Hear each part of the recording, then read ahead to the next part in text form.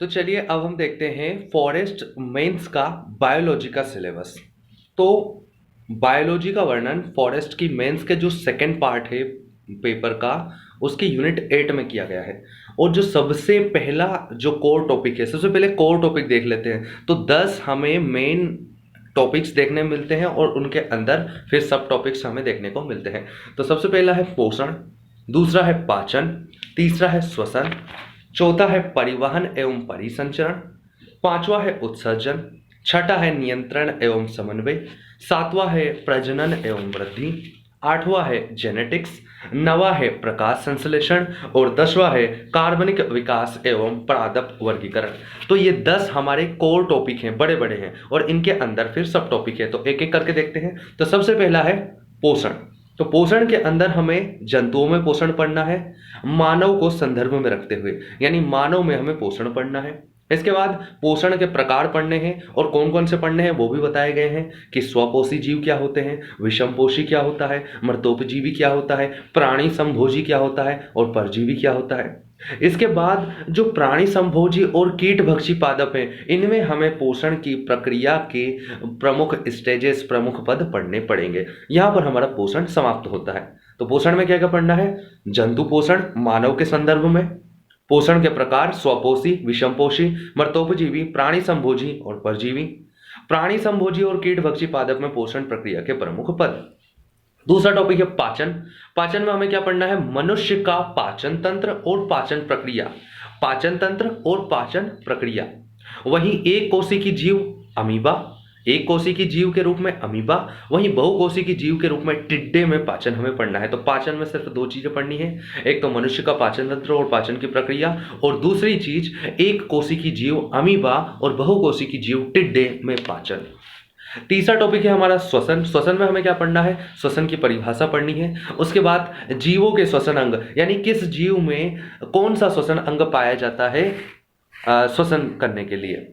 वहीं श्वसन और श्वासोच्छ्वास पढ़ना है, इनमें अंतर पढ़ना है, ये होते क्या है। श्वसन के प्रकार पढ़ने हैं, यानी आक्सीय श्वसन क्या होता है, अनाक्सीय श्वसन क्या होता है। उसके बाद मनुष्य का श्वसन तंत्र पढ़ना है और मनुष्य में श्वसन प्रक्रिया का सामान्य अध्ययन करना है। तो श्वसन तंत्र और श्वसन प्रक्रिया का सामान्य अध्ययन, और श्वसन गुणांक के बारे में जानना है, और कार्बोहाइड्रेट का, वसा का और प्रोटीन का, इन तीन चीजों के श्वसन गुणांक को हमें याद रखने हैं। कार्बोहाइड्रेट, वसा और प्रोटीन का कैसे निकालते हैं ये भी हमें याद रखना है। तो यहाँ पर हमारा श्वसन भी समाप्त। चौथा टॉपिक है हमारा परिवहन एवं परिसंचरण, यानी ट्रांसपोर्टेशन। तो परिवहन हमें पौधों में भी पढ़ना है और जंतुओं में भी पढ़ना है। पौधों में हमें जल और खनिजों का परिवहन पढ़ना है, जबकि जंतुओं में मानव के संदर्भ में हमें परिसंचरण तंत्र का अध्ययन करना है। अब परिसंचरण तंत्र के अंदर हम क्या क्या पढ़ेंगे? हम रक्त की संरचना और कार्य पढ़ेंगे, रक्त की संरचना और कार्य पढ़ेंगे, हृदय की संरचना और कार्य पढ़ेंगे, हृदय की संरचना और कार्य पढ़ेंगे, रुधिर वाहिनियों की संरचना एवं कार्य पढ़ेंगे, यानी धमनियों और शिराओं के बारे में पढ़ेंगे। रक्त का थक्का कैसे बनता है, कैस्केडिंग प्रोसेस क्या होती है, उसके बारे में जानेंगे। रक्त समूह के बारे में जानेंगे, कौन कौन से होते हैं, किस प्रकार से हम बांटते हैं उनको। रक्त आधान, यानी किसका ब्लड किसको दिया जाता है, उसके बारे में जानेंगे। रक्त समूहों के बारे में, ब्लड बैंक के बारे में जानेंगे। मानव में ब्लड बैंक किसे कहा जाता है? स्प्लीन या प्लीहा को कहा जाता है, क्यों कहा जाता है। और इसके अलावा लसिका तंत्र पढ़ेंगे और उसके कार्य पढ़ेंगे, तो लसिका तंत्र के कार्यों के बारे में पढ़ेंगे। हृदय से संबंधित कुछ रोगों को भी हम पढ़ेंगे। तो यहां पर हमारा परिवहन एवं परिसंचरण टॉपिक समाप्त होता है। अगला है हमारा उत्सर्जन। तो पांचवा टॉपिक है उत्सर्जन। उत्सर्जन में हम पौधों में भी पढ़ेंगे और जंतुओं में भी पढ़ेंगे। पौधों में हम पढ़ेंगे उत्सर्जन और उत्सर्जी पदार्थ, यानी उत्सर्जन की प्रक्रिया और उत्सर्जी पदार्थ कौन कौन से है पौधों में। और जंतुओं में हम पढ़ेंगे उत्सर्जन और उत्सर्जी अंग, यानी अलग अलग जीवों में उत्सर्जी अंग कौन से हैं। साथ ही मानव में उत्सर्जन की जो प्रक्रिया है उसके बारे में हम पढ़ेंगे। तो मानव का उत्सर्जन तंत्र हमें पूरा पढ़ना है। इसके बाद मानव में उत्सर्जन की प्रक्रिया का भी हमें अध्ययन करना है, सामान्य अध्ययन। कृत्रिम वृक्क के बारे में जानेंगे, डायलिसिस क्या होता है इसके बारे में जानेंगे। वृक्क यानी किडनी से संबंधित प्रमुख रोगों के बारे में भी हमें जानना है। अगला टॉपिक है नियंत्रण एवं समन्वय। तो इसमें हम पौधों में भी नियंत्रण एवं समन्वय के बारे में जानेंगे और जंतुओं में भी जानेंगे। पौधों में सिर्फ हमें इसके अंतर्गत पादप हार्मोन के बारे में पढ़ना है, वहीं जंतुओं में हमें हार्मोन्स और तंत्रिका तंत्र दोनों के बारे में पढ़ना है। तो क्या क्या पढ़ेंगे हम नियंत्रण एवं समन्वय में? पादप हार्मोन पढ़ेंगे, मनुष्य का तंत्रिका तंत्र पूरा नर्वस सिस्टम पढ़ेंगे। अब नर्वस सिस्टम के अंतर्गत ही मस्तिष्क की संरचना और कार्य पढ़ेंगे, मेरुरज्जु की संरचना और कार्य पढ़ेंगे, प्रतिवर्ती क्रिया क्या होती है इनके बारे में जानेंगे, और साथ ही साथ चूंकि कंट्रोल करने का काम, समन्वय करने का काम हार्मोन से भी करते हैं, तो अंतःस्रावी ग्रंथियों के बारे में पढ़ेंगे, उनसे उत्पन्न होने वाले हार्मोन्स के बारे में पढ़ेंगे और उनके कार्यों के बारे में जानेंगे। अगला टॉपिक है हमारा प्रजनन एवं वृद्धि।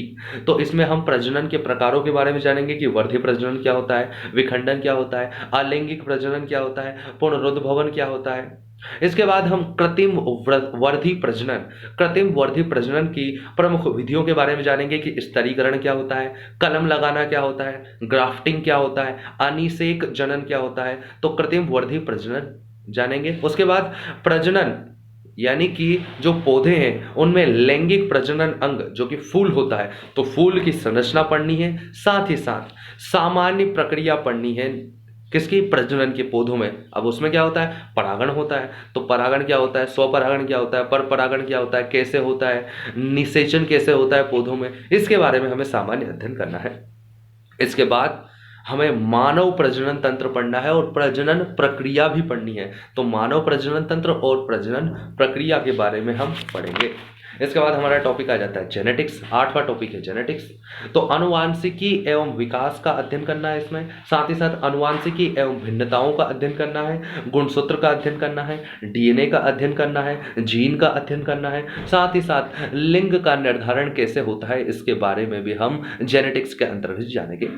अगला टॉपिक है हमारा फोटोसिंथेसिस, जो कि प्लांट से रिलेटेड है। तो इसमें हमें फोटोसिंथेसिस की यानी प्रकाश संश्लेषण की परिभाषा के बारे में जानना है। इसके बाद प्रकाश संश्लेषण के प्रमुख पदों के बारे में जानना है। यहाँ पर बताया गया है कौन कौन से, तो प्रकाशिक पद और अप्रकाशिक पद, या जिसे हम अंधकार अभिक्रिया और प्रकाशिक अभिक्रिया कहते हैं, लाइट रिएक्शन और डार्क रिएक्शन के बारे में जानेंगे।